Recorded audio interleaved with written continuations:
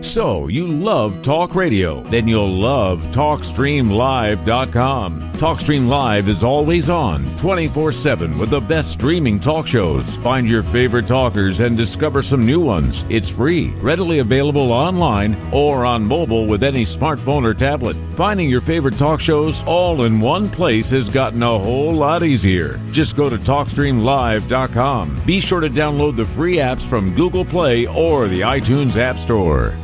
This is CNN, the most trusted name in news.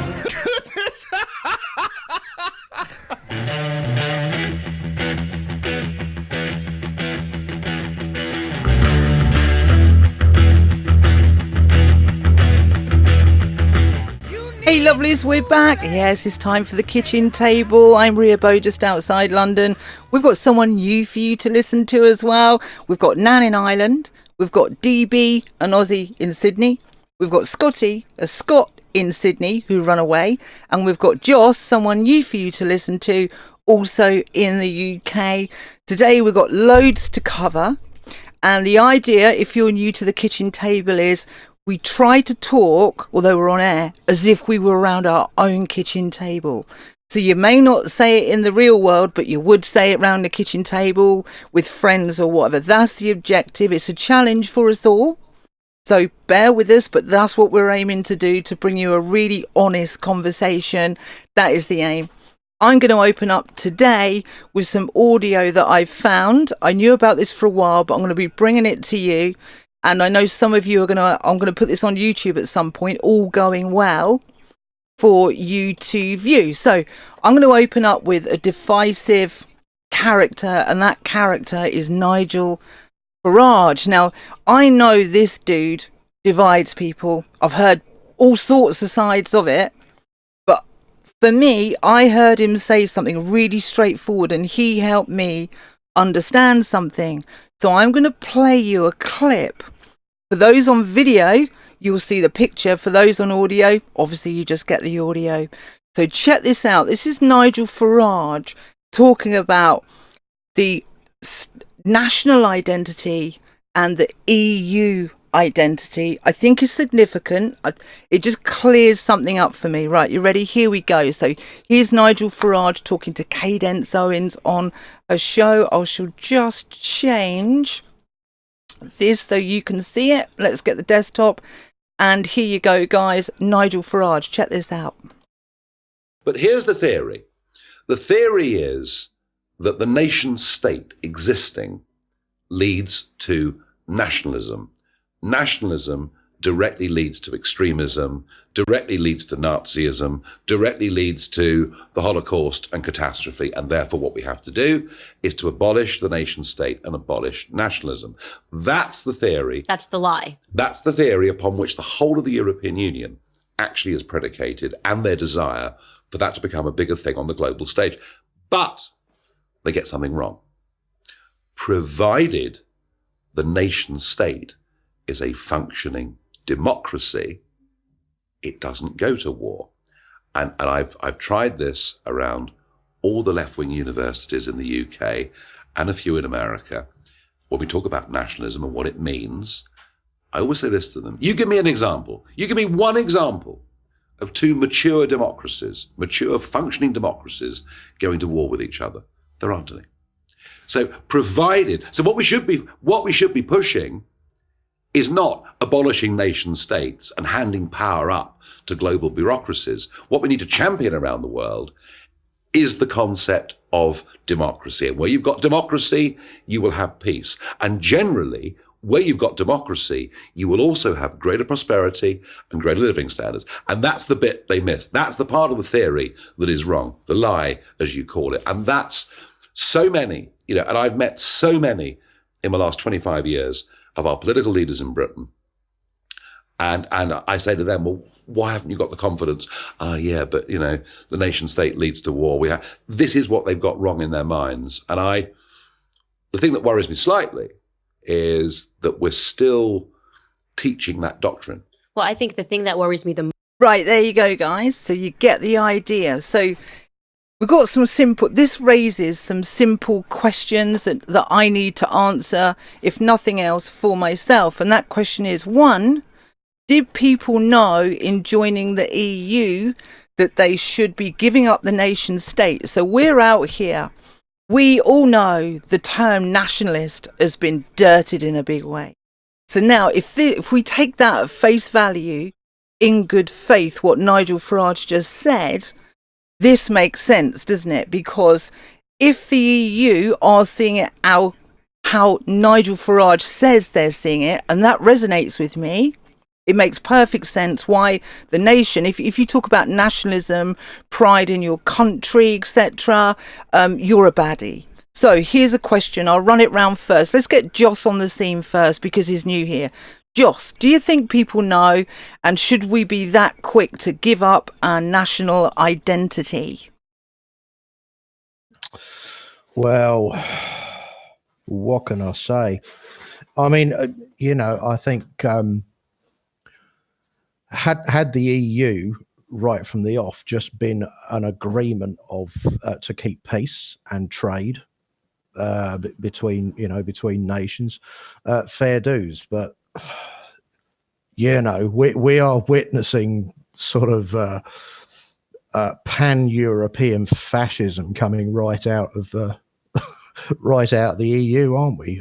So no, I don't think no nation should have to give up its nationality. It's disgusting, the thought that any culture is getting destroyed, wiped out forever, and that's exactly what seems to be happening. It's quite, it's just wrong on every level. Okay, so we got that one. Nan, what's your thoughts about what you just heard? Well, I suppose hardly anywhere else is this more a pressing issue than in Ireland right at this minute. I didn't think I'd be talking about this today. It's a very, very, very raw subject in Ireland right at this minute, because I think we're sort of, we're not unique in a way, but we do have a very, very distinct culture. We have our own language. We have our own music. We have our own dancing. We have our myths and folklore that doesn't seem to be found anywhere else in the world. And so from that point of view, there's a collective consciousness in Ireland that is very is unique to us anyway. So the thing is that we work out of that sometimes, and it's not often understood elsewhere. However, there seems to be an attraction from people towards that. Now, this is the very, very thing that is being obliterated in Ireland at the moment with what's happening. And we are the ones who are being called the most vile names on this planet, and the most vitriolic hate has been directed towards the normal Irish people, so much so that they've been completely silenced. Should they utter the statement that they're Irish, ethnic Irish, it's immediately attacked as being racist, as being Nazi, fascist, you name it. So the people are stunned. I reckon a lot of people in Ireland are stunned by this.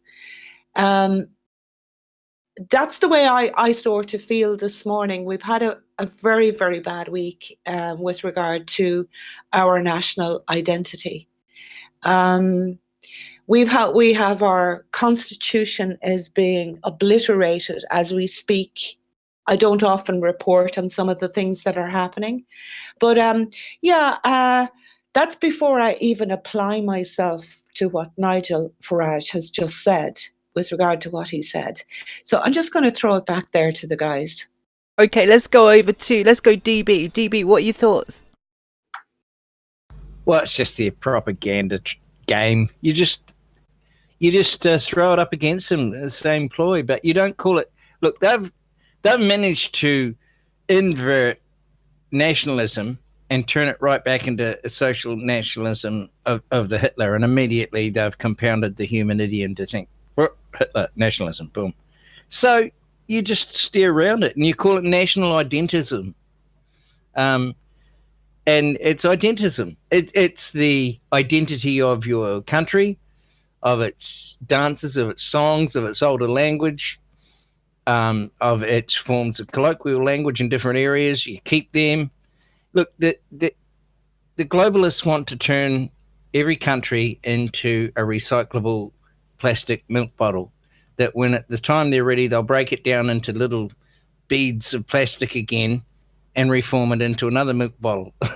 So, they just want to homogenize and have this recyclable plastic unpersonality, totally void of a business that has no personality. They just want it to be able to execute what they want from it. So naturally, these people have no personality or not much of a soul themselves. So they don't really relate to the nuances or the unbearable lightness of being. Back to you, Rhea. Scotty, your thoughts? Well, yeah, definitely, as Tom Bell said there, it's just the cabal nonsense, and this the worst thing about it is it's everywhere. It's getting called nationalism has been tarnished in every country, and Western democracies, and it's got to a ridiculous stage where, as the way we look at it, obviously, but surely it must be starting to click with a few bystanders that this is just, it's crazy. It's crazy that if you have a different opinion, and you want to look after your country. Oh, you've gone. Scotty, you still there? Yeah. Oh, did you finish? Sorry, Rhea. No. I was just saying, it seems these days that if you want to protect your culture and your history, that somehow you are wrong, you're against this, you're against that. It's so many things. You just want to say, look, we want to keep this small community the way it's been for X amount of hundreds of years. And they're saying, oh, well, no, you've got to take the same amount of people from another country into your small village. It's just not right. Even if. And you've gone again. Okay, I'll jump in here. Sorry, Scotty, you're having some problems there. Sorry, lovely listeners. It happens. It's a big kitchen table here. Let me check, see if Scotty, you're back. Yeah, Rhea, is that any better? Yeah, I got you, yeah. So where did you hear me last? Well, it's all sort of Twilight Zone style. Okay, yeah. Well, shorten it all down. Basically, I was saying that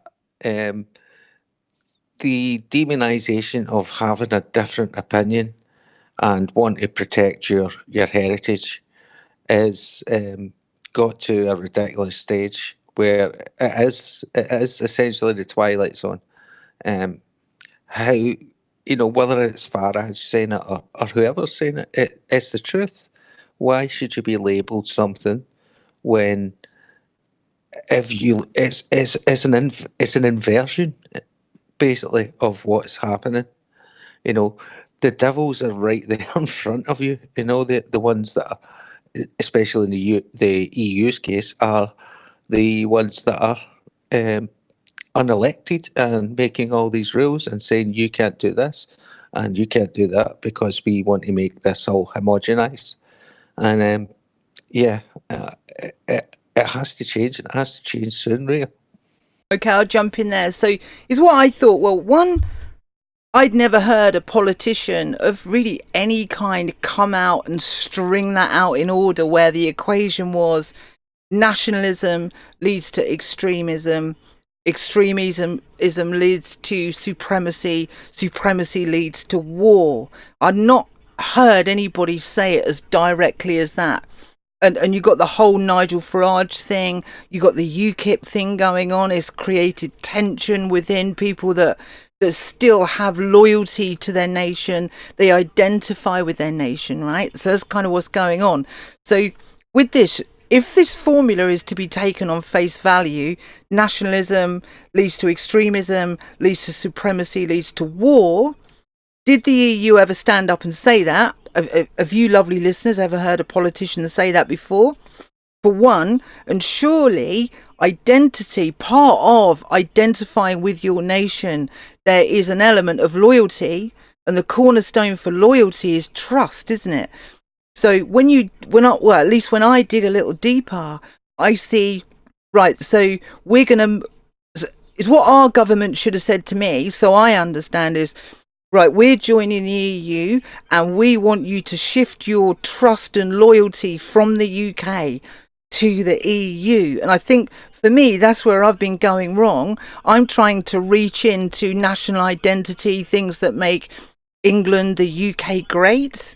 But it's not actually what's wanted. Hence, we end up with this dichotomy of problems going on because they weren't upfront to me. I've not heard the EU say, look, we don't like nationalism because it just leads us to war. So it's not an easy thing just to go, right, all right, I'll give you all my loyalty and all my trust. There's taken eons and generations of indigenous people to build up within their communities, which is the nation state. So I think it's enormous. I think it's a deception of philosophy for me personally, because I haven't heard anybody just come out and say that. What we call, we're all aching for calling a spade, aren't we?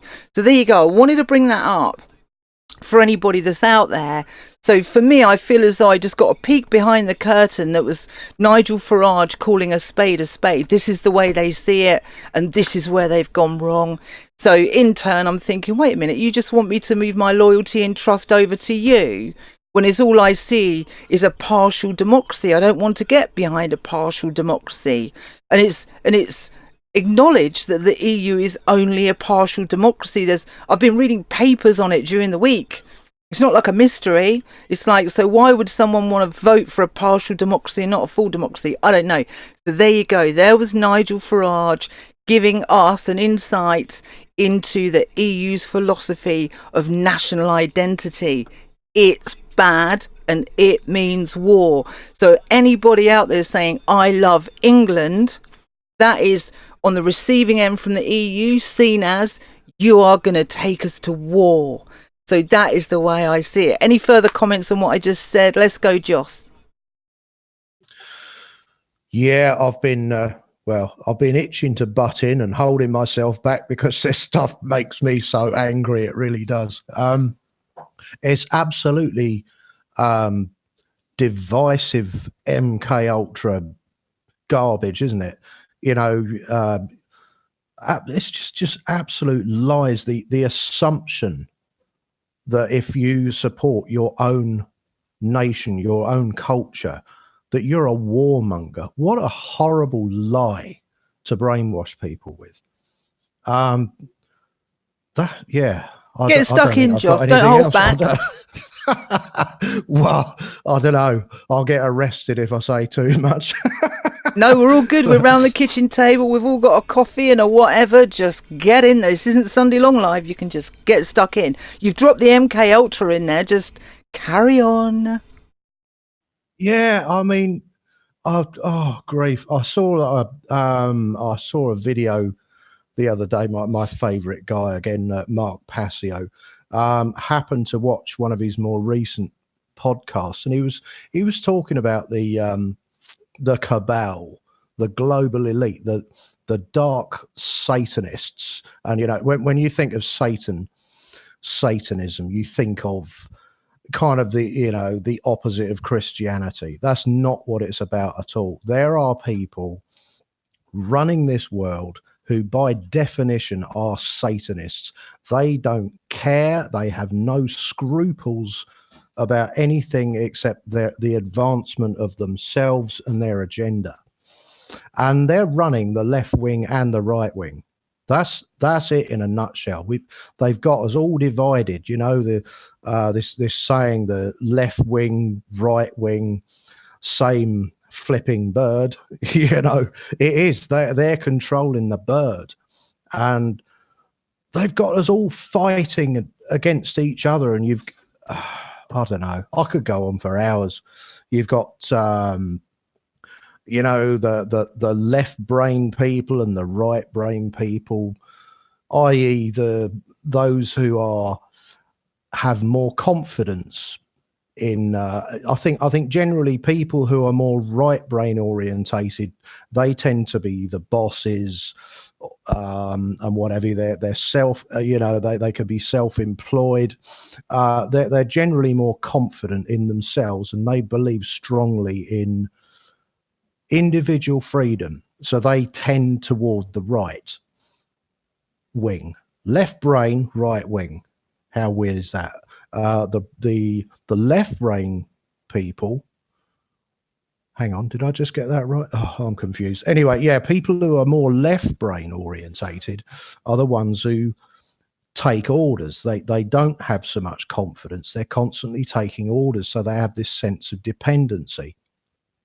So that's right. So they lean towards the left wing. Sorry, it's left wing, left brain, right wing, right brain, rule of thumb. And so you've got these two polar opposing opinions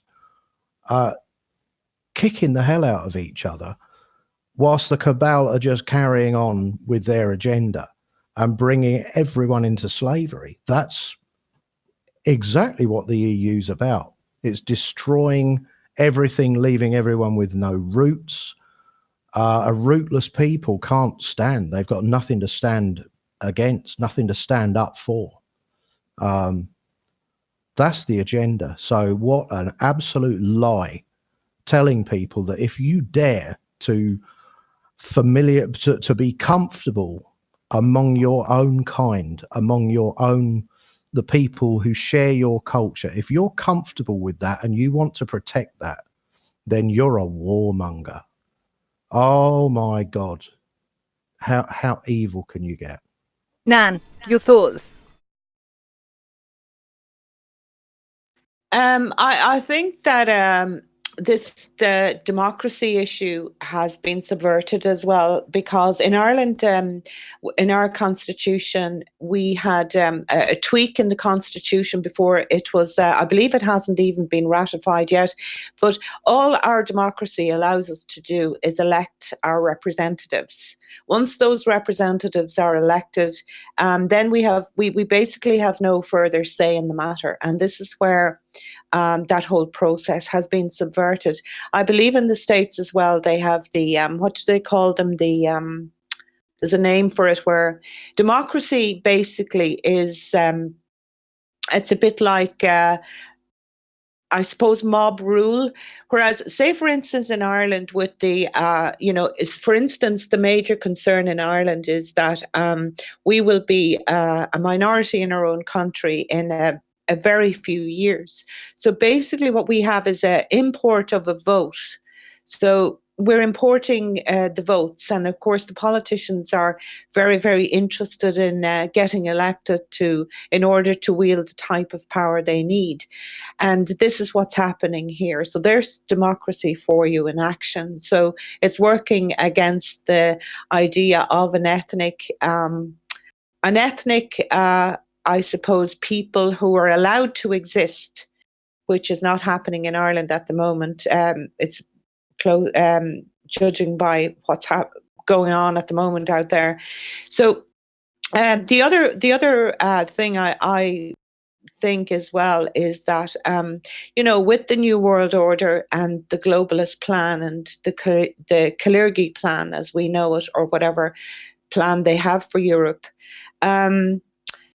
it's to get rid of this feeling of belonging anywhere. And, so they'll attack the family, they attack your color, they attack your ethnicity, they attack your language, they attack everything got to do with with you and your family and where you came from, and all of that, the nationalist side of things. Possibly ethnic is more, I suppose, is more a word that we can tap into quicker. But this other businesses, I don't mind getting on with business. I have a respect for business and trade and all of that. But it's when this, cabal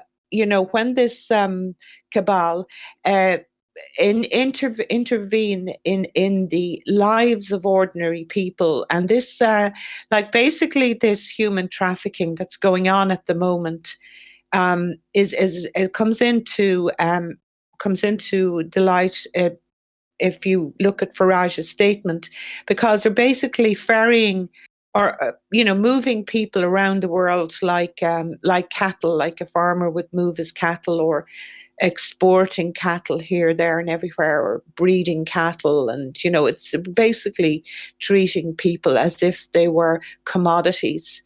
So I'm not sure. I think that we've probably seen it through history and territorial wars that were in the past, where territories were vanquished, and then that rule lasted in Ireland, say, for 800 years.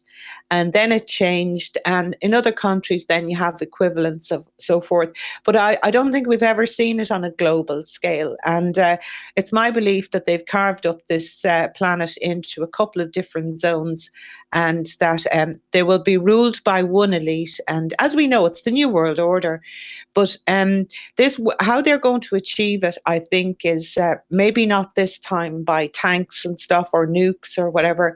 They're going to achieve it by this insidious, nefarious deception and lies, as Joss was trying to say there. How dare they go against the human spirit. And I think we'll probably end up with something like the Chinese social credit system, or something like that.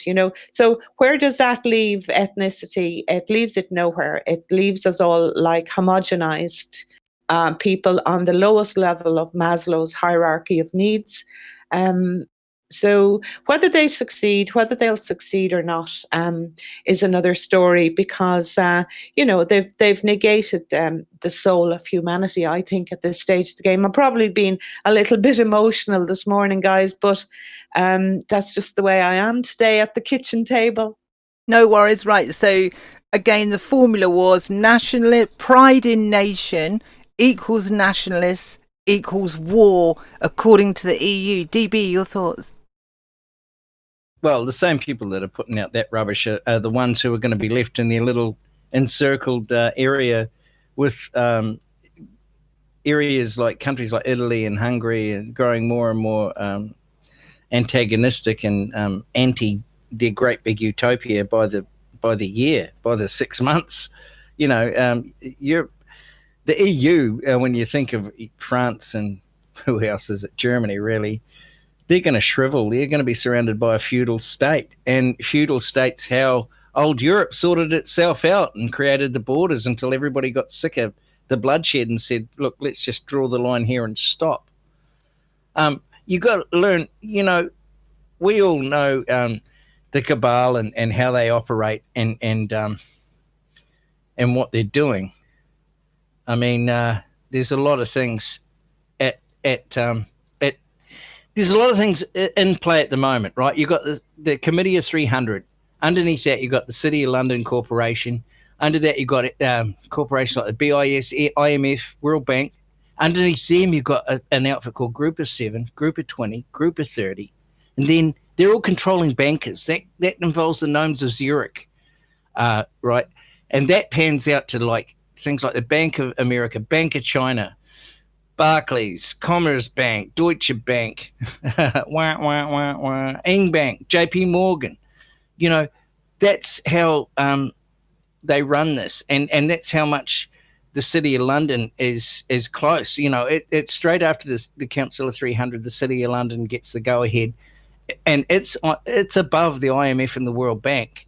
And then it goes down to the gnomes of Zurich, and they throw the evil out through the other banks. And this is based on these old ways. The original Bavarian Illuminati, you go in as a novice, you'd go right up to a prince number 6, a prince of the 6th degree.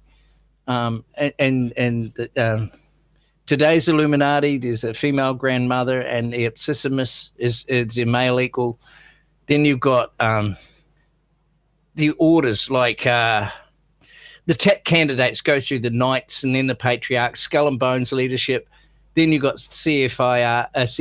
Above that, you've got the round table groups. People get $5,000 a week for sitting on a round table after they've been in a government department. Above that, you've got things like the Pilgrim Society. Then it goes up to special council committees. On the Oto side of it, you've got Knights of the East and West, Knights of the Pelican and Eagle, the Knight Templar, Grand Inspector above that, Perfect Pontiff. It goes up. King Rex. Then you've got the Satanism, and that's the Black Brotherhood, the Red Brotherhood. And you've also got the Luciferians, and they regard themselves, the old Illuminati, as the perfectibilists, which is why they pushed at the turn of the century for so much eugenics and Blavatsky and occultism, because occult is just like the Germans call it, the soft science, the science of frequency energy.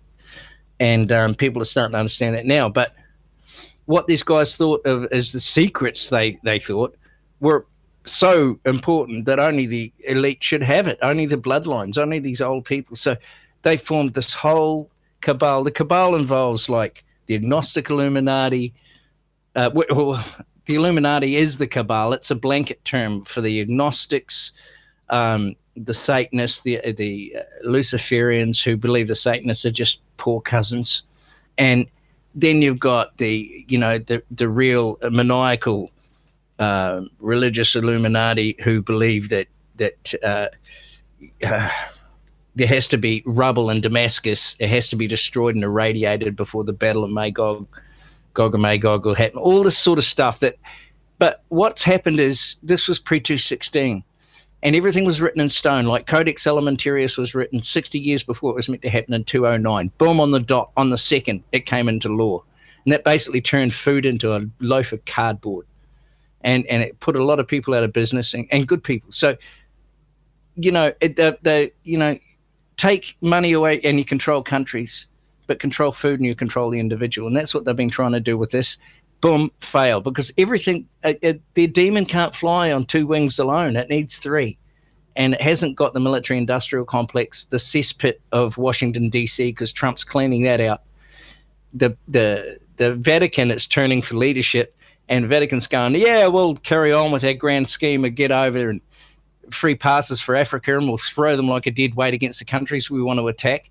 And we want to try and juice out every sort of nationality, identity, history from, and homogenize it into a clean, plain slate. That was our plan 60 years ago. Why should we deviate? Well, they can't deviate because they don't know originality.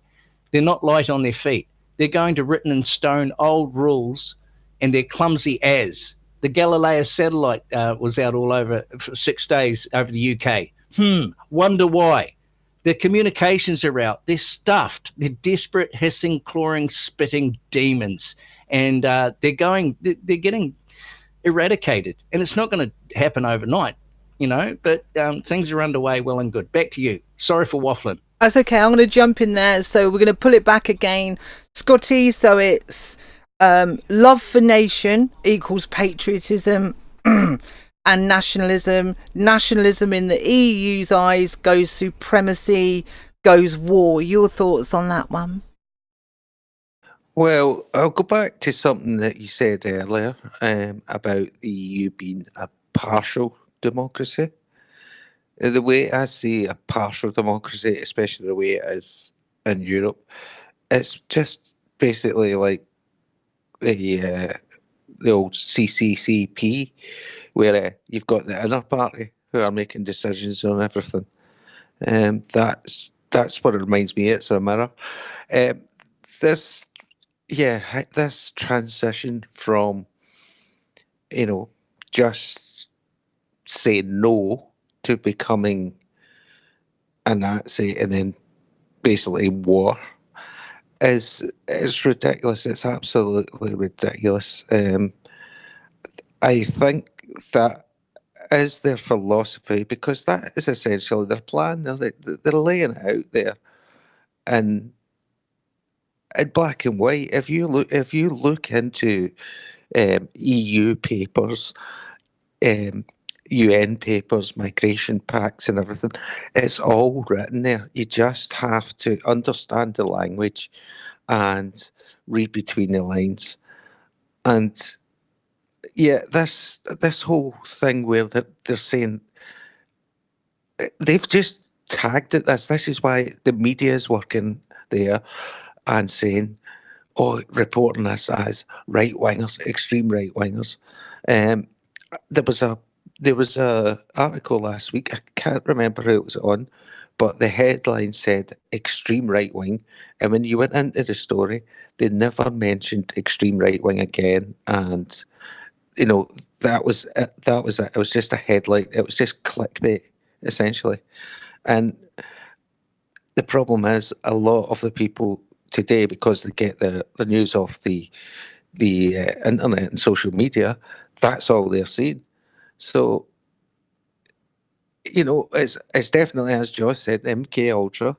People are brainwashed into it, and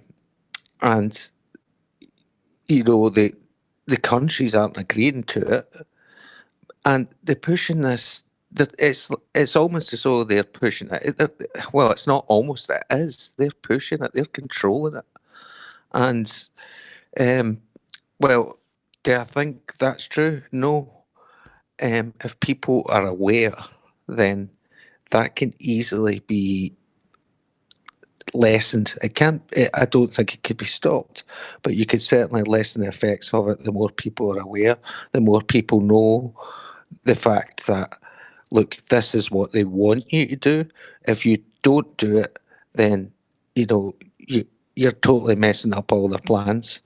And we're kind of getting, as Nan was saying, we're getting that in Ireland at the moment, because there's a lot of people just, want to take action now. They've just kind of got on the train, found the voice, found that there's other people out there, and they're wanting to do something now. But it could be dangerous now, because that's exactly what they want you to do. They want you to get riled up. They want you to strike back. That way they can besmirch your name even more and tag it even more as extremists, and then the numbers of extremists go up. But here's the thing as well: when it comes to like the security agencies, MI5, etc., right-wing extremists are, just like a grain of sand compared to everything else they've got to deal with, as far as terrorism or is concerned, and a good chunk of them. Obviously, we've had a lot of Muslim attacks, so that takes up a good amount of their time. But as far as right-wing terrorists are concerned, it takes up an extremely small amount of their time and effort. And the thing is, as well, they just don't exist. You've got a couple of the skinheads and all that aren't a threat because they're dumb, they're idiots. And MD that is a complete right-wing extremist, the actual right-wing extremist, they're just idiots. Same as the left-wing extremists, they're extremists. If you're an extremist, then you're not open. You're not open-minded.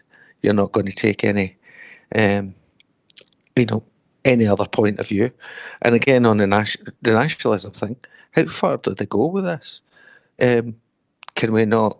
Are we going to stop European football championships and World Cups because we don't have nationalities anymore? So we just have to ban sport. How far do they go with it? It's just I just don't. I don't know what way it's going, to be honest, Rhea. Okay, I'll jump in there. I see it as a really not a clear thing because they haven't come out and said that not to the people, they haven't said that by default. So I'm just going to run it by again in its simplest form.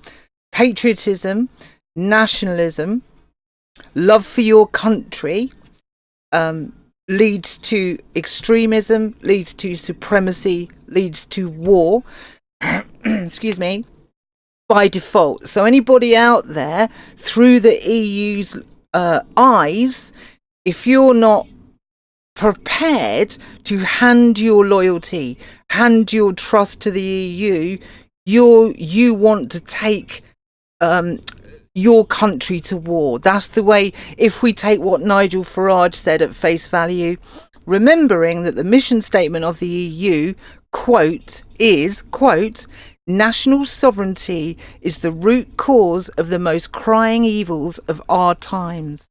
The only final remedy for this evil is the federal unions of the people. Because what you don't get from that statement is what you didn't get from Nigel Farage is you have to either willingly or not willingly hand over your loyalty and your trust to unelected people in the EU, this partial democracy. That is huge, isn't it? No one stood up on the telly box and said, right, we're going into the EU, or the EU has evolved to a stage where you have to hand over your trust and loyalty to Brussels and the EU. Nobody said it, did they? So everybody's out there thinking, how can I be wrong loving my country? But there you go, boom, through their eyes, you're wrong by default. This is a huge problem. It's a philosophy, I believe, that needs to be put on the table and a discussion to be had, particularly with people that are pro-EU. I see a fascinating topic coming up. I spotted it and I wanted to bring it up. I hope you enjoyed it. And I just want to urge one more thing to you lovely listeners is don't lose sight of, because this is moving north, isn't it? Because it is a proven partial democracy. I've been reading papers on it. You'll see it on my YouTube channel. You'll see immigration impact for the UK 2017 on there. You'll see the breakdown inside there. It's acknowledged that the EU is a partial democracy. At the top of the EU, that's where your corporates are. So power's moving north to an unelected bunch. This is scary, as they corporatize, monetize, politicize and weaponize everything. You should be concerned, and a way forward for us to not lose sight of this is the idea of capitalism, which it isn't, but the idea is business serves people, not people serve business. And if we make this transition, in my view, to these EU partial democracy, people will be serving business, and I believe that is what we're experiencing right now. They're not serving us, we serve them, and this is a major problem. I'll say it one more time. Business should serve people. It shouldn't be people serve business. We have this business, you comply. This is bad. Right, I'm going to move it on. It's a heavy one, but I think I want to put that philosophy out there. Let you lovely listeners have a think. Put your comments in the box down the bottom. Let us know what you think. I think there's a discussion to be had. Me personally, I feel like I've just had a peek behind the curtain and go, blimey, that makes sense. That now it's making sense, along with that quote again from the EU, which I'll read one more time. Quote, national sovereignty is the root cause of the most crying evils of our times. So there it is, isn't it? I'm going to read it one more time. National sovereignty is the root cause of the most crying evils of our times. So there you go. Patriotism, love for your country, nationalism equals extremism, equals supremacy, equals war. And there's the statement substantiating what Nigel Farage said. Quote, national sovereignty is the root cause of the most crying evils of our times. Just chew on it, reflect on it, put it in the comment box below. Let us know what you think. Do you think we're talking sense? You may have a different view that you want to put in there. Put it in the comment box below. Right, we're going to move it round to individual stories from the panel here around the kitchen table while they're supping their coffee. I hope you're enjoying it, and I hope you're enjoying the picture on screen. My plan is to put a different picture up each time. It's much nicer to look at if we're going to start posting this one to YouTube. If you're listening on the radio or you're on YouTube, just type in WBN with a space 324. WBN 324. You'll find out more of what's going on. We're going to go over to an individual story because we've got an emotional Nan here because there's stuff been going on in Ireland for us to comment on. So say your piece, Nan, but let us all get in there as well. Nan, over to you on what's on your mind. Well, I suppose that links back into what we were just discussing, and obviously we've had a very rough week here in Ireland with regard to the very issues there, with regard to our national sovereignty, which probably at this stage has been eroded so much that we're not even sure if it's retrievable. We have a national party rising here in Ireland that is being silenced and also harassed and whatever.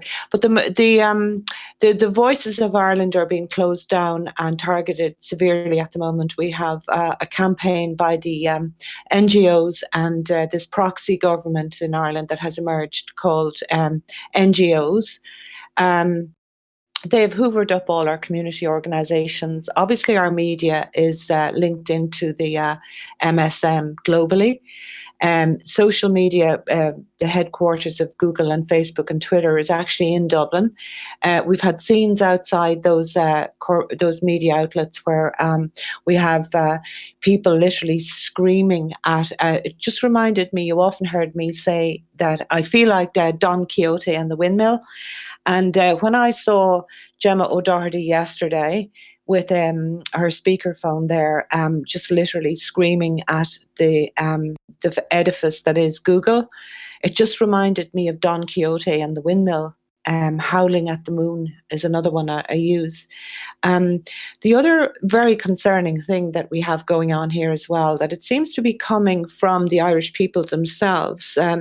We have Gran Torino being attacked as a white supremacist. I mean, it's unbelievable to think that a person who lives, an Irish person here, is being called a white supremacist in their own country. As far as I'm concerned, with regard to Ireland, the economic issues are the argument here. It's not about all this stuff that we've inherited with this NGO lingo, where the racism and the hate and all of that has been injected into the narrative. It's very, very hard to steer a course through this and not be affected by the amount of hate that has been injected into the narrative here. It's extremely difficult, and sometimes I feel stronger than at other times with regard to navigating through this. But that basically is what's happening. As far as I'm concerned, on my analysis here, the economics of the situation answers the questions that need to be answered here. It's obviously not sustainable. Our health services, our social welfare services, and so forth are not. This immigration thing is not sustainable. But however, the narrative has been hijacked. The other thing is, I keep thinking, what would be success? And I think that unless there's an outside catalyst, in other words, we've heard Donald Trump, some outside catalyst like Donald Trump calling Google, accusing Google of treason. We have Facebook getting probably regulated as well from on the state side of things. We have some outside catalyst that might bring us some good news, but unless I believe unless we have something really big happening, that Ireland is a test case, and Ireland will be a complete version of this New World Order template quicker than anybody else. And they'll probably roll out then, with us having conquered probably the most ethnic people on this planet. Well, maybe not the most ethnic people, but among the most ethnic people on the planet. They will then be able to roll us out as a success story. You know, that's what I reckon, Ria. You sound as though you've had the wind taken out of your sails, darling, I have to say. Joss, your thoughts on Ireland and what Nan just said? Yeah, again, it rolls right back to the earlier topic, really, doesn't it? We're talking about the EU, you know.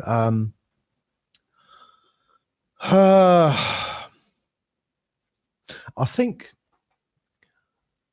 the Sorry, can I problem... just come back in there? Do you know something, guys? You know, I just throw that out there. But look, you guys talk about your positions, you know, because you know, I don't want the Irish position to be the subject matter of the round table today. Do you know what I mean?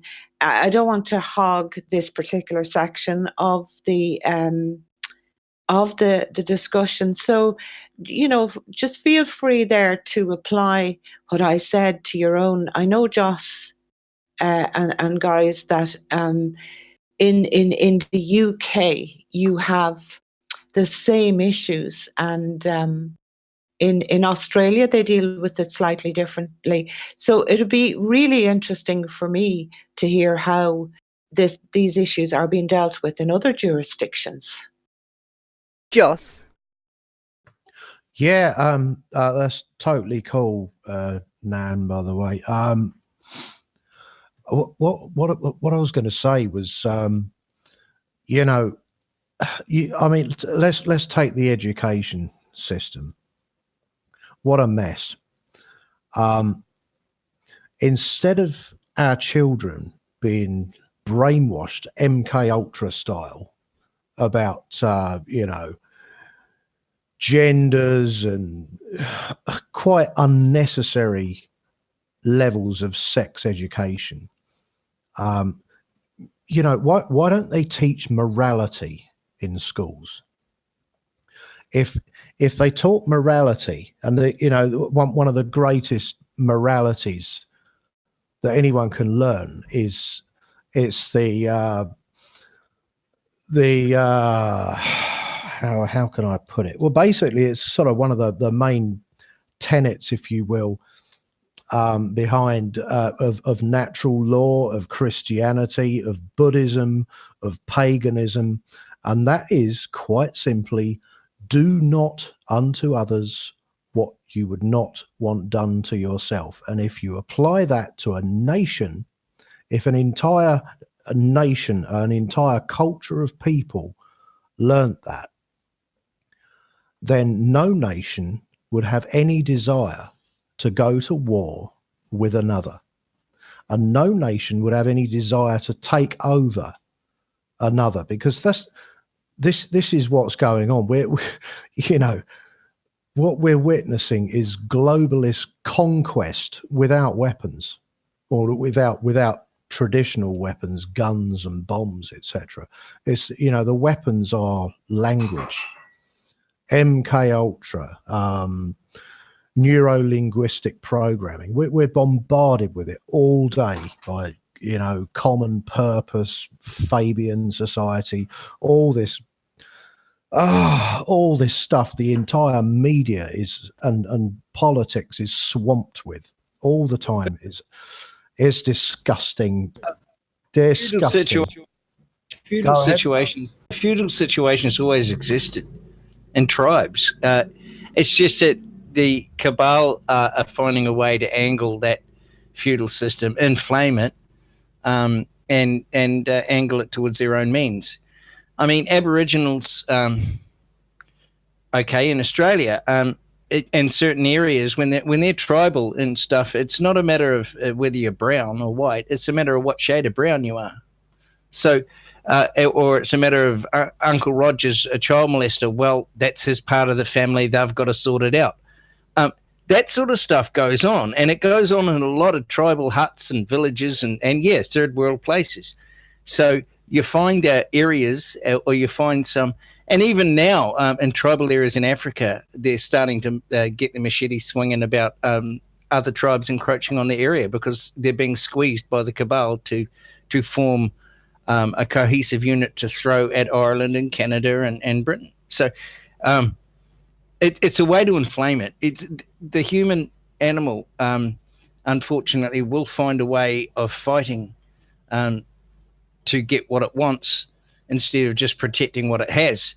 So, you've got to take that grabbing situation out. And I think a lot of that doesn't exist until you get the cabal there inflaming it, as it has through the Russian Revolution and the French Revolution and Nazism.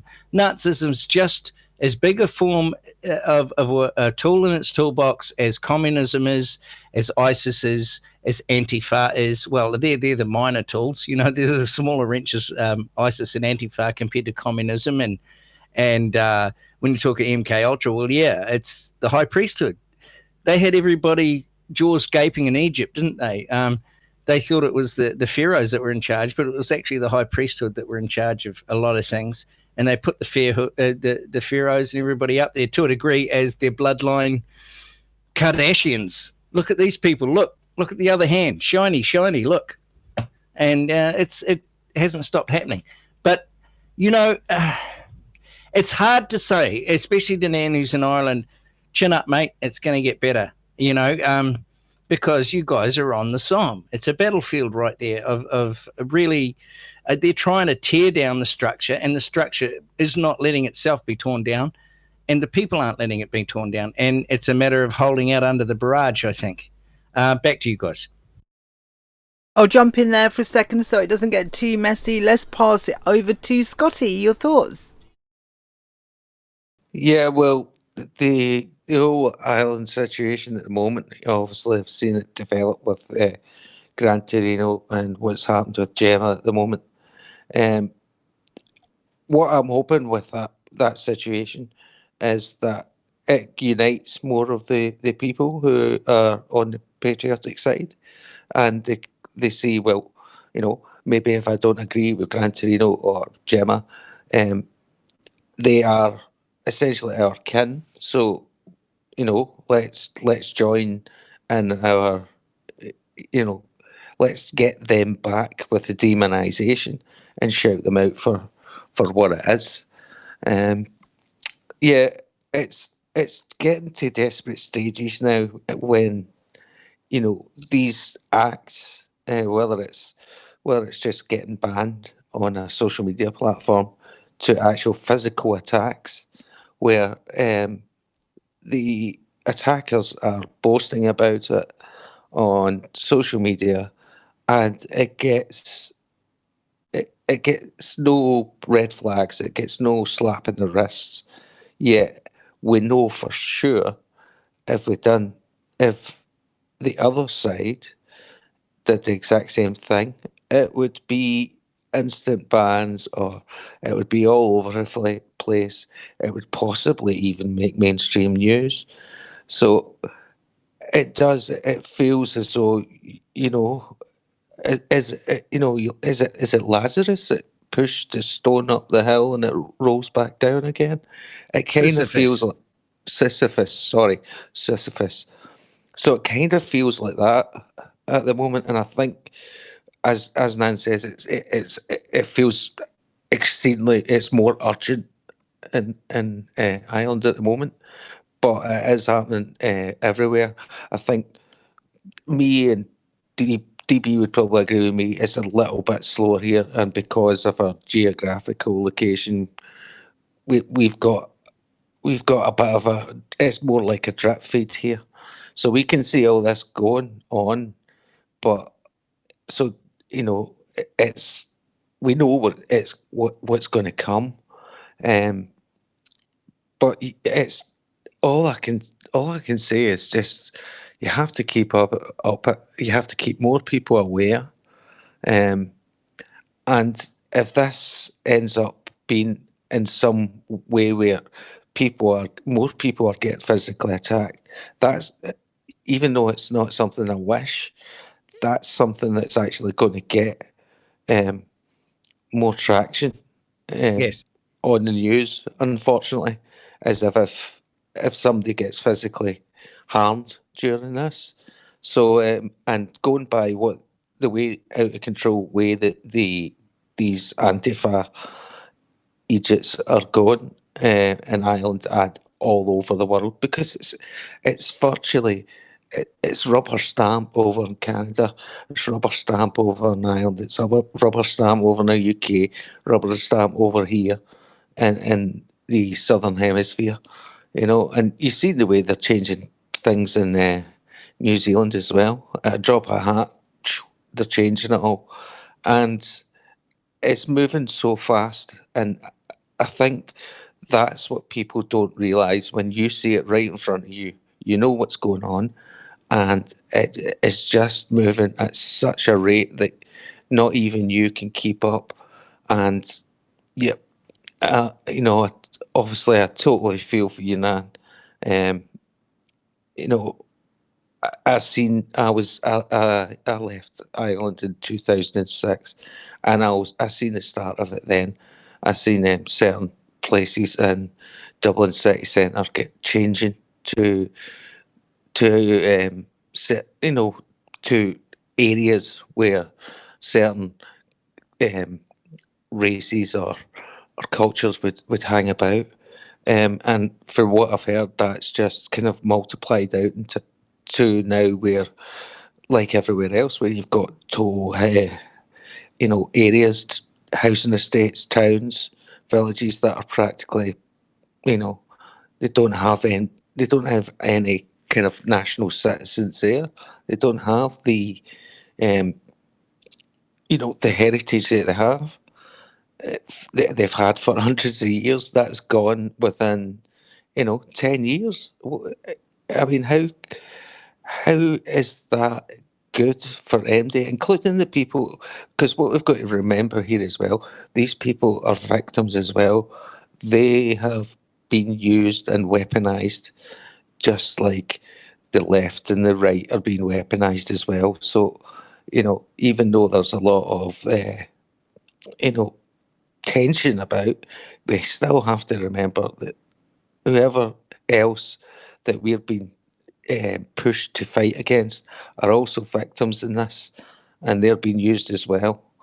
Um, and obviously, in both sides, we have complete idiots, complete extremists who will do nothing, think of nothing that would actually, in their souls, in their morality, um, to step back and think, what the hell am I doing? It's a really bizarre world at this moment in time. I just think we've went so far into the twilight zone in the past year, especially. It's just it's beyond belief. It is. It's beyond belief. Back to Grab you, the Ray. popcorn, buddy. Okay, I'll jump in there a second. All right, so just to pull it back, as I listen to it go around the panel, I'd also like to shine a bit of light, remove some shade, and shine a bit of light on when you have this kind of philosophy going on in the background, and I'm emphasising background with air quotes and rolling eyes, because they've not called a spade and said, look, this is the way we view nation state. In turn, this is how we view patriotism and nationalism. Do we feel that everything, it's more of a warning, really. I'd like to issue a warning in the sense that I feel that, well, firstly, lovely listeners, would you agree that the political sphere is becoming ever more toxic, number one? And number two, it seems that nothing is out of the reach of politicisation. This is a worry, because if music becomes politicised, the free marketplace of idea becomes politicised, poetry, the human expression as a whole becomes politicised. That toxicity leaks onto everything, and the beauty that is nature is starting to be hidden because of this politicisation. So just check yourself. I have to check myself. I'm just saying, just check yourself. So, you know, if you find yourself a song's playing, you go, I'm not listening to that because they vote for them. This is a downhill thing. This is a lose-lose situation for the people, as it were, more air quotes. For the people. So watch out for the politicisation of everything. In turn, I'm going to roll it on with this I'm not going to say, well, I'm going to go with newfound information about the EU philosophy, being that the nation state equals patriotism, nationalism equals nation state, pride in nation equals war. And we've gone to more of a moral look, I think. So do you, the panel, do you feel that that the law has changed, that the administration and the policing of the laws have changed? Because for me, it looks a bit like that to me, where I showed an example where we had a Tory MP had grabbed a nuisance. She was a nuisance, a climate change protester by the throat in public. And we had a young lad that put an idiot white supremacist young dude put some words on some pictures and stuff and goes to jail for 4 years. This feels to me like a movement in the administration of the law. So I'm thinking to myself, being around the kitchen table, have the police forces, the superintendents, the hierarchy and so on got a remit to say if anything comes up, this pro-nation state, you shouldn't really act on it, because the people that are challenging them are on our moral compass, they align with our views. So the question is justice being policed correctly in your view? Nan, your thoughts?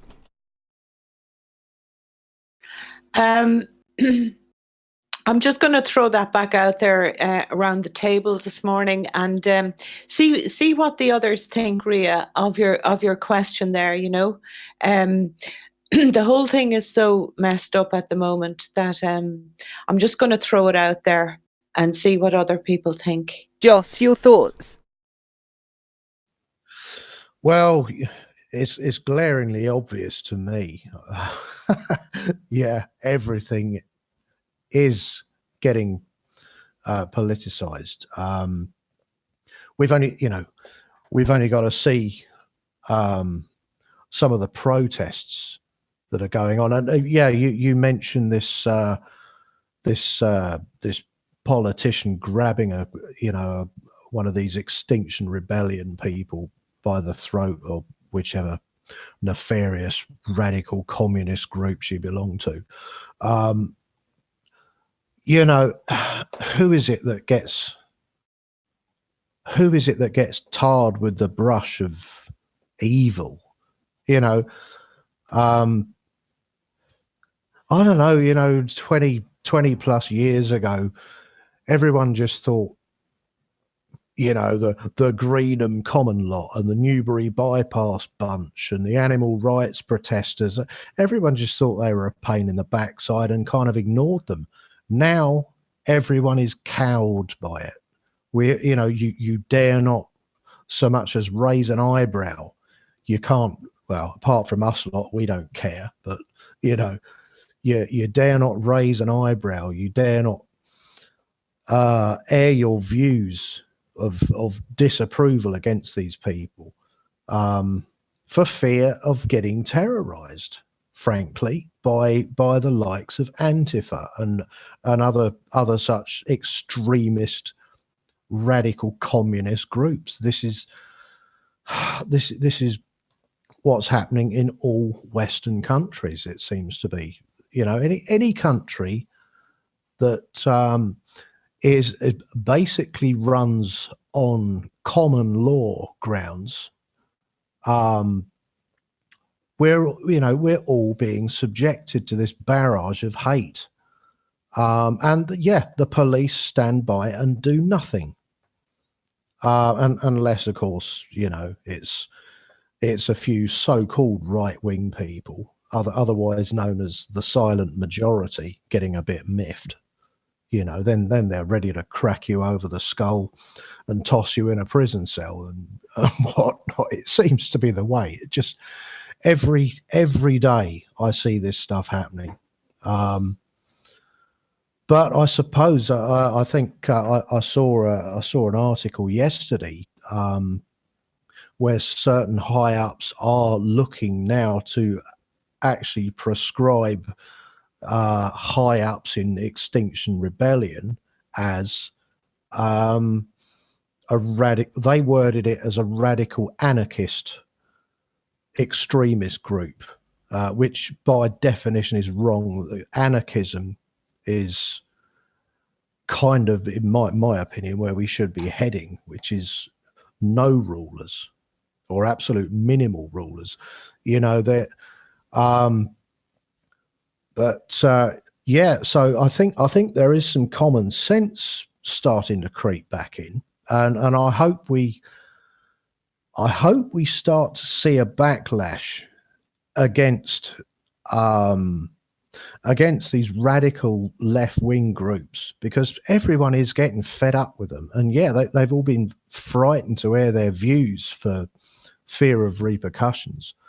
But I think, yeah, there needs to be a backlash against it, a return to common sense. The last thing we want is to fall into the cabal's trap and for a mass crackdown on anyone who holds the slightest left-wing ideas, because then we'll be falling right into the trap, exactly how the EU view nationalism, always leading to war. But there you go, it's problem, reaction, solution. They're creating this problem and too many people are falling for it, but hopefully this time we'll all be a bit wiser. Okay, I'll jump in there. DB, is justice still blind? Yeah, of course, it's controlled. There's real justice, true justice, and then there's manufactured justice through the categories of 3 tiers of anarchy that they've formed, and they have 3 tiers of justice that they control. So that goes right down to your local copper, up to your judge, right up to the Supreme Court, and this is about secret societies, is how they control these other people, like, the old sergeant on the desk and softly never got, he's 85 years old and he's never been promoted because he wasn't a Mason.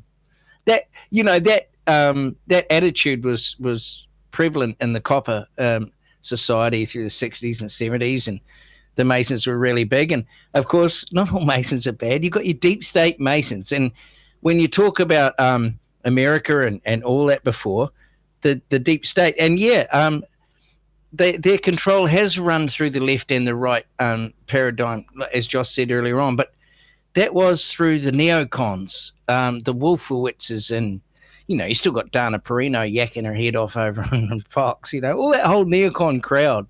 Their time's come and gone. It went with time came into play to set up with the Iraq whole war thing, and then set up 9/11, and then sit back and watch Hillary pick up the baton. She failed. They failed. They never thought they'd fail. It was not set up to fail. This is just not sane to them. They can't compute, and smoke's coming out their ears. So, yep, a lot of things are set up to fail, and a lot of things are political. Can we get away from politics? And no, not really. I think now's a really important time to use politics while it's at its greatest strength for good. Back to you, Rhea. Oh, that's a good comment. Scotty, your thoughts? Is justice still blind? Yeah, it's, as they've said, it's the same in every country, because when we're talking about like the Gran Torino incident, with the doing the milkshake or Coke and curry, whatever it was, they went to the police to complain about that, and they just got held up and nothing was getting done about it. And we've seen in the UK, what's his account, Dankula, getting charged with something on YouTube, just his dog doing a Nazi salute, which he did to wind up his girlfriend. And at the end of the day, if you can't see that as being tongue in cheek and a joke, you really are a moron. And look, we've had the same here in Australia as well. Lauren Southern was here. She was in a certain area in Sydney, and she was told by the police, if you walk down the main street in this town, which is predominantly Muslim, we will charge you, we'll put you in jail or whatever. And also people like Lauren Southern and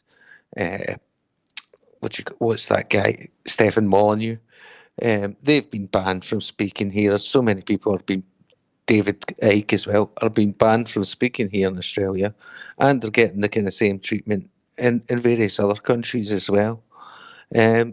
So yeah, I mean, it's not just, you know, the justice system, but it's your right to actually go and talk about the justice system that's getting denigrated now as well. Yeah, it's absolutely crazy, and yes, it is. It's definitely influenced by, for political reasons.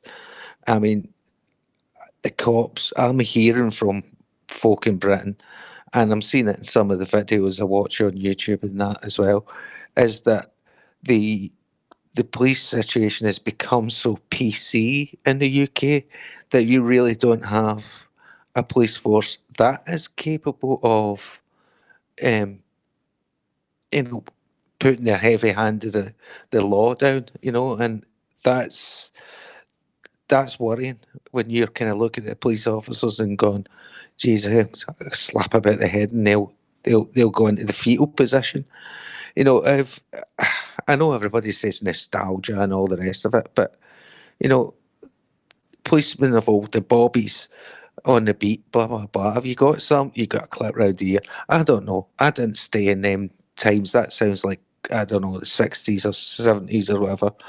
I didn't stay in the. I wasn't born in the 60s. I don't know what went on in those times, but I remember when I was growing up.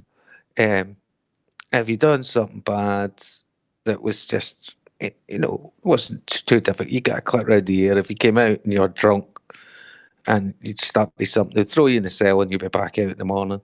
You know, people weren't getting jailed for their political views or cracking a joke or doing something where they're pointing out something on camera, where you're taking a camera down a public street in an area, a town, in a Western country. You cannot walk down the street with a camera, or you will get jailed. I know, it's just crazy. You can't have your pet dressed up as Hitler making a salute because that's offensive. Well, if it's offensive, don't watch it. You know, this is the thing. They're taking away the choice. They've taken away the choice because they want everything to be their way. And if you don't choose their way, then you're bad. And yeah, the fact that that's leaking into the justice system is just, it's frightening because that should be the one thing that's kind of sacred in a democracy, is that the justice system, all the way from the police up to the top court in the land, should be impartial when it comes to politics. It should be bipartisan. They shouldn't have any preference anyway. So any charge that leans towards any political side is unjust, as far as I see. Back to you, Rhea. Okay, I'm going to jump in there. There you go, guys. Put it in the comments section below. Is justice still blind? Is it impartial? Drop it in the comments below. Right, as you're new on here today, Joss, heavy one, no worries. However it rolls, that's the idea of the kitchen table. What do you want to talk about, my darling? What topic is on your mind, Joss? Well, oh, goodness me. I think my head's going to explode. I've got so many topics. I was just scanning through this news article here. Hang on, give me 2 ticks. I'll just load it up. How lovely is that? 2 ticks. There we go. Yeah, something that just jumped out at me here. Knife crime soars in rural areas by as much as 50% as violence epidemic spreads out of cities. And that's from the Telegraph. What a headline! As you read through the article a bit, hang on a second. Yeah, it says knife crime rose by up to 50% in parts of Britain in a single year, fueled by country lines county lines, drug gangs, as weapon offences hit an 8-year high, official figures reveal. I mean, yeah, is justice blind? Do the police have any any balls left, if I'm allowed to say that? You know, what is going on? Everything is out of control. It's ironically, it's saying London knife crime has risen, I think, by just 1% in the last year. 8%. So that probably, hang on a minute. Well, that's what went across the radio this morning. This year, knife crime is up 8%. Okay. Hang on. Change in serious knife crime offences between 2017-18 to 19. According to this data from the Home Office, it's saying knife crime rose by just 1% in London, whereas Suffolk knife crime has increased by 51%.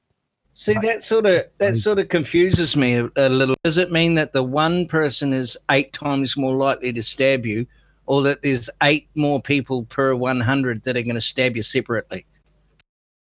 I know it's not exactly clear, but I mean, I think that, you know, what it basically reflects is the absolute lawlessness that's going on in this country. There's a difference between the law cracking down on innocent people and living in a state of lawlessness, which we are, and it's getting worse. I'm very glad to say I'm looking at a map of the UK on this article now. The area where I live in southeast is I'm right down on the south coast. It's practically zero.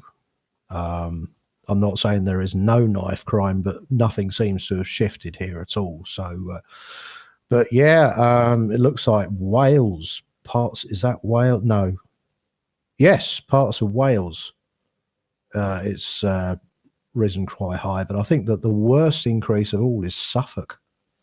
But I mean, this, you know, these are rural areas. What's going on?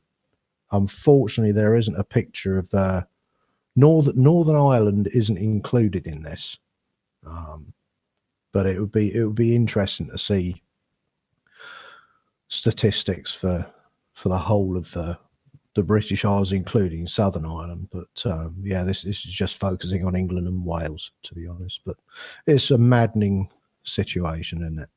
Okay, I'm going to jump in there a second, just pick the speed up a bit. It's going down quite slowly now. Not down in mood, that doesn't matter, but the pace is. DB, anything on your mind you want to bring up? I like turtles. I like cats. I'm the last of the deep thinkers. I like turtles. No, well, you know, look at what the state... Let's pan back a bit and look at the state of the planet and the fight that we're in at the moment. Trump's just come out. He's kicked Ilhan Omar along, and man, he gave them a good kicking at his speech today. And he was really tuned into the people today in the speech, and they were giving him a lot of energy. And he's being rambunctious and almost a little bit sort of over the top, because he knows he's ricocheting inside around their heads. These 4 droll women who are inverting everything, of course, and being the very separatists that they designate to oppose. That's just a farcical illustration of the headless chook mentality that's going around the planet. And it's not a matter of, oh, they're running, they're panicking. Oh, no, they're sly and cunning and well prepared. Not so much well prepared, no. They're very unprepared, but they're very they're fanatical. They don't see the world the way we see it.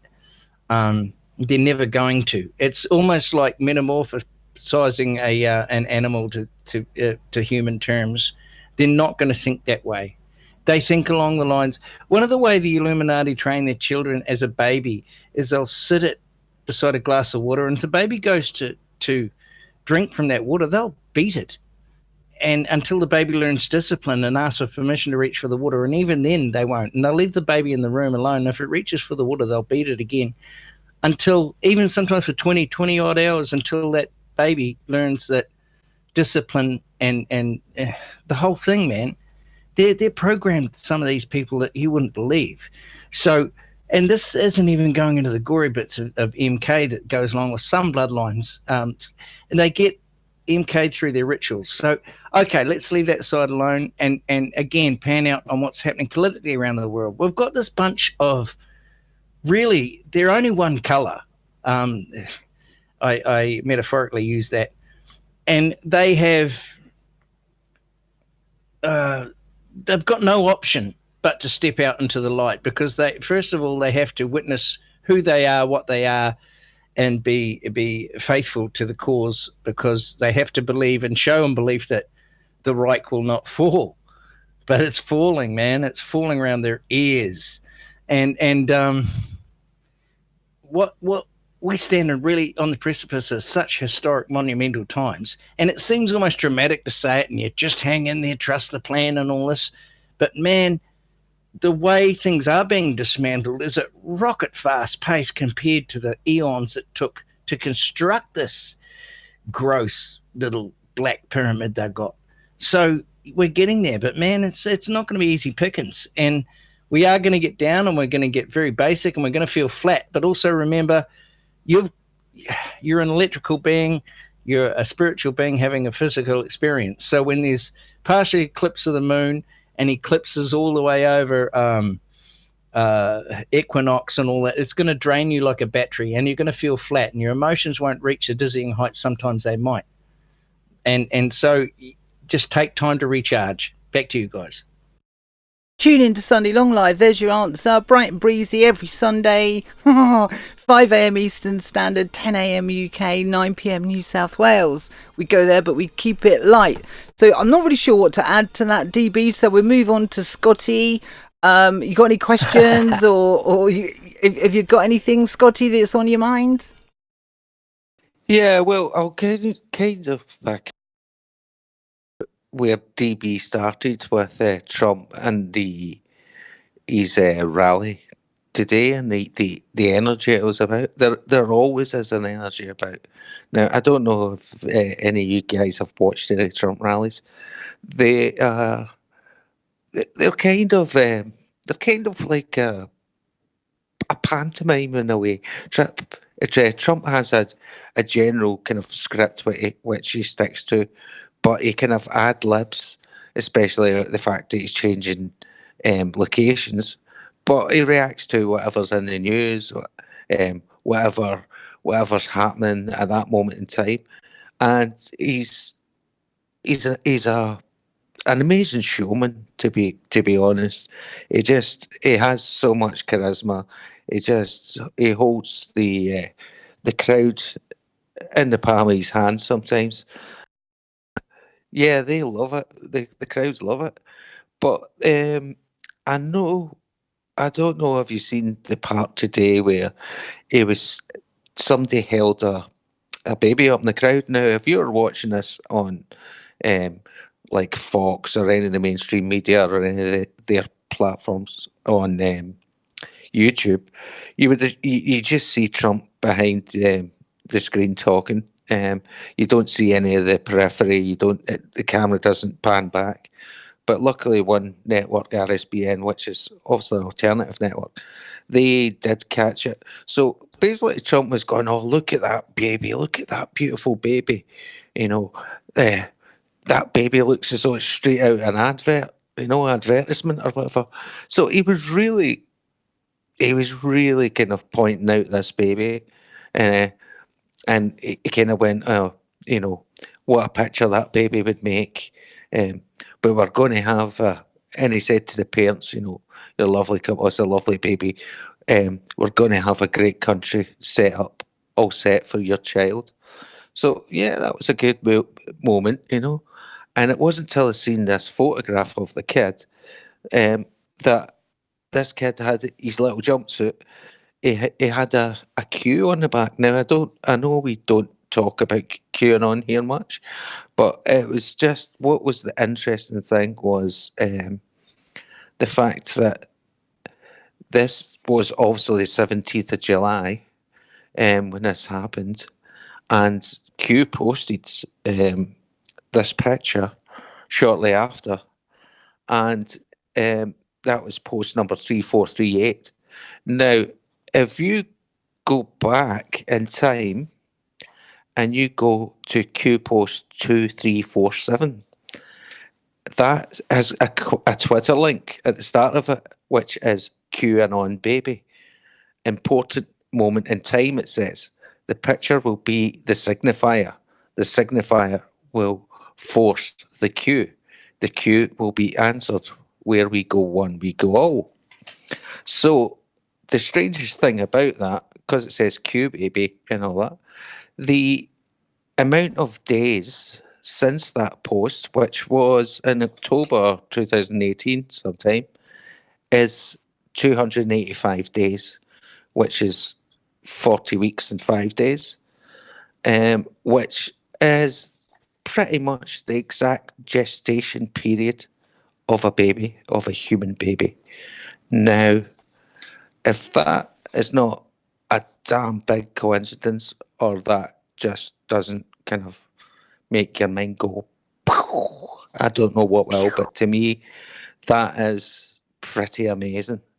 You know, and it doesn't matter if you believe Q or not.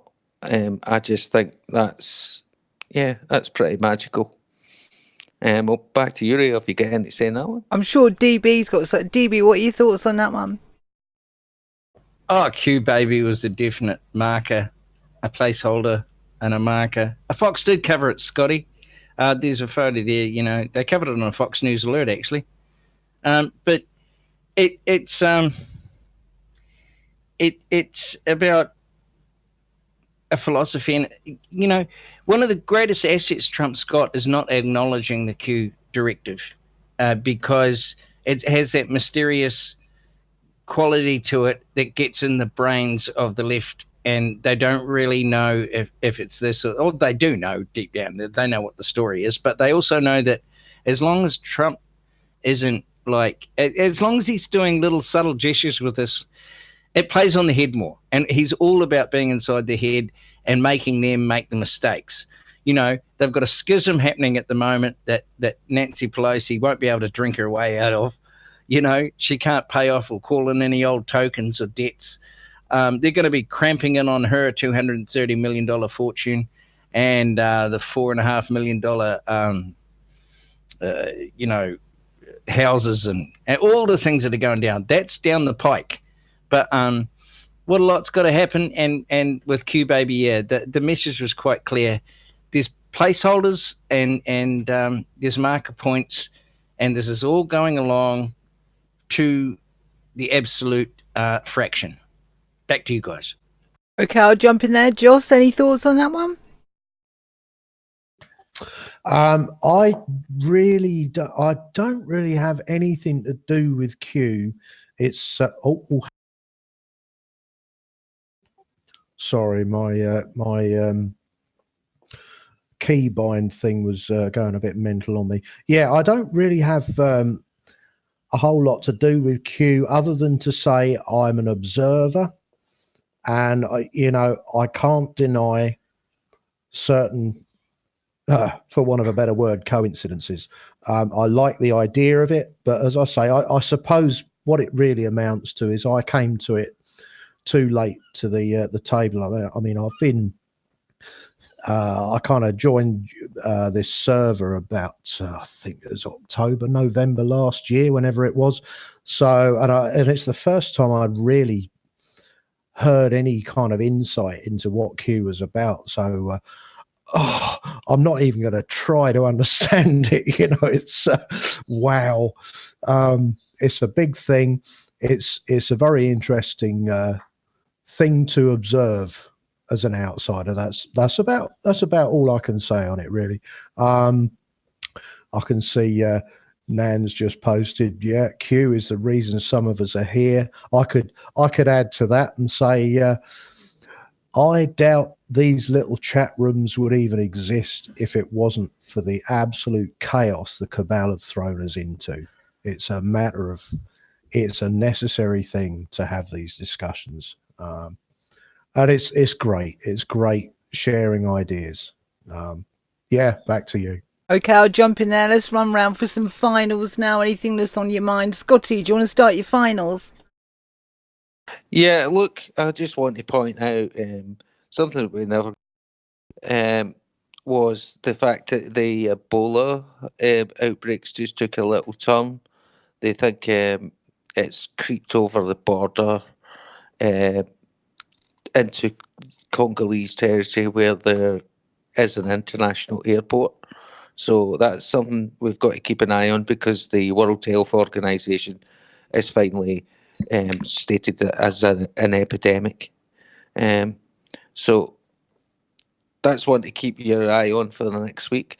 And regarding everything we've been talking about, basically, we could sum everything up by saying it's all to do with policing and justice. Really, at the end of the day, justice has not been served, and we are being over policed as far as political correctness is concerned, and justice is not getting served because the weaponization of everything, basically, with this new progressive magic is what it is. It's dark magic. Is doing to is all it's doing to our countries. It's destroying morals. It's destroying nationality. It's destroying families. So, yeah, just keep up. Just like I said there with this Q story. Yep, it's an amazing coincidence. It could all be planned out. It could be the biggest psyop ever, but it's done so much good by opening people up to this world, and long may that continue. Long may this waking up thing open us all up. And I'll go back to you, Rhea. DB, your finals. Well, like they say at the end of that movie, what is it, Cherry 2000? Keep out of the sun and be yourself. That's basically it. You've just got to face every day and, on its merits, have a look at what's happening in the news, see what pertains to the whole globalist structure breakdown. And there's a lot, because there's a lot of things that are happening that are connected now. Iran's got an anvil on its head, so it's going to succumb to some pressure and come to the bargaining table. But as long as it stops killing people in Yemen and get the food to the kids, the whole basic reason of this, the very first instinct is you've got to free childhood totally from starvation, slavery, and sexual abuse. Then you've got to free women in these third world countries. Then you've got to send Ilhan Omar back to Yemen to have Somalia, to try and have her say. The last woman who went back was a half Jamaican journalist who went back to try and say how much and how great Somalia is doing. They killed her. So, but then again, Ilhan Omar was always in a protected situation with her government father anyway. So my basic summation is there's things like Ilan and AOC that are going to grind our gears, but they're little players. They're just like creepy porn lawyer. They're going to be thrown under the bus when their time comes. They're due by date. So just keep fighting the fight. You've got to fight every day. Find it, whatever it is within you, to be able to not be too taken down by this. It might seem that they're throwing the kitchen sink at you at the moment, but they haven't got that much left to throw, guys. It's just a matter of, attriting the enemy every time we can and making sure we're outlasting them at the end of the day. Back to you, Rhett. Yeah, Joss, your finals.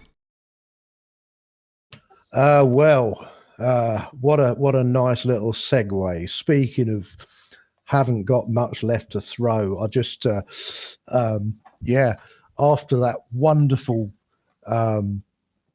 barrage of tweets that Trump sent, which has sent the entire Democratic Party reeling. What do they pull out of the hat? That nasty video of Donald Trump fraternizing with Jeffrey Epstein from back in, 92 or something. You know, I saw that in the Telegraph yesterday. In fact, that was absolutely breaking news. I clicked on it just moments after it appeared. I wonder how many years these scummy, nasty people have sat on that video, ready to pull it out of the hat when they were desperate.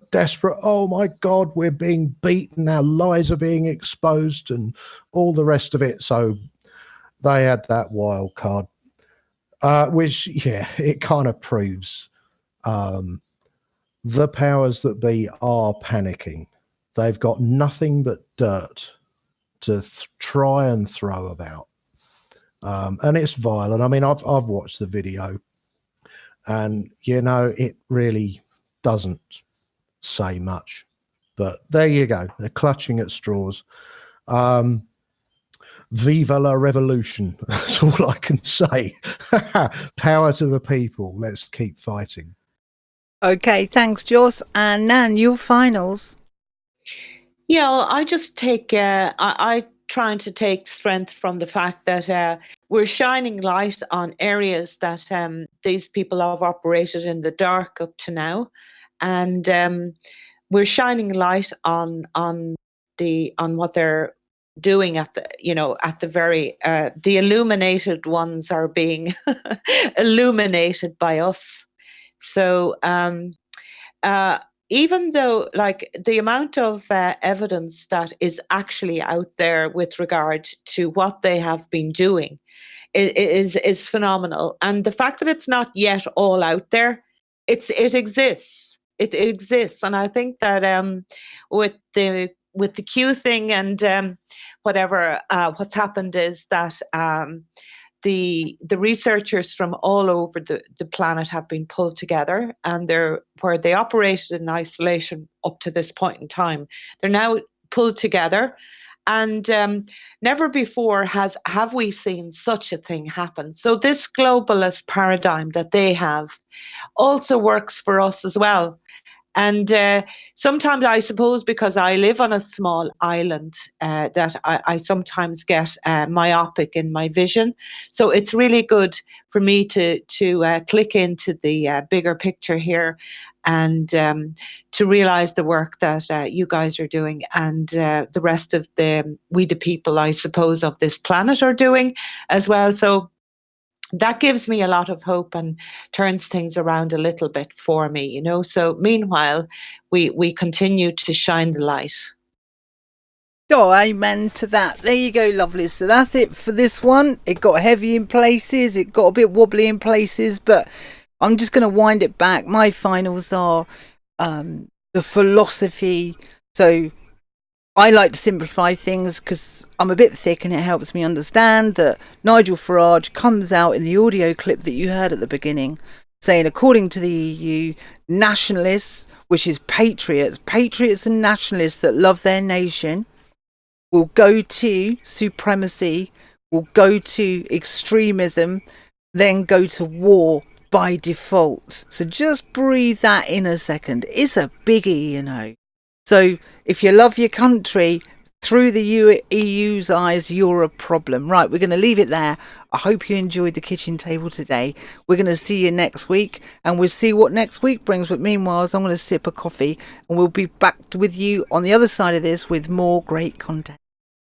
So, you love talk radio? Then you'll love TalkStreamLive.com. TalkStream Live is always on, 24/7 with the best streaming talk shows. Find your favorite talkers and discover some new ones. It's free, readily available online or on mobile with any smartphone or tablet. Finding your favorite talk shows all in one place has gotten a whole lot easier. Just go to TalkStreamLive.com. Be sure to download the free apps from Google Play or the iTunes App Store.